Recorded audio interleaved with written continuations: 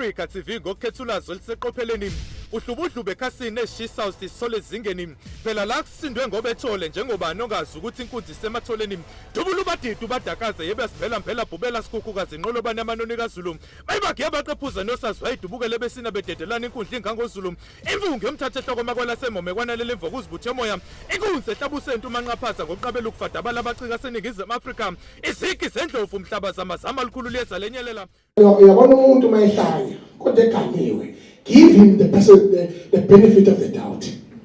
Ngoba umfazi angayihlalela yonke indoda iphuwa ngayihlalela, indoda engenalutho ngayihlalela, indoda ehlanyayo ngeke asayihlalela ngoba kushuthi ingahamba nkulu phambi kwabantu.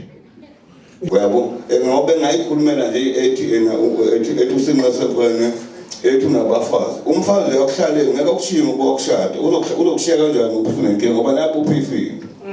Yikho ngithi mina ningaphatheki kabi umcimbi uzoqhubeka naye futhi uyobe khona futhi nombono uyobe khona kuphela.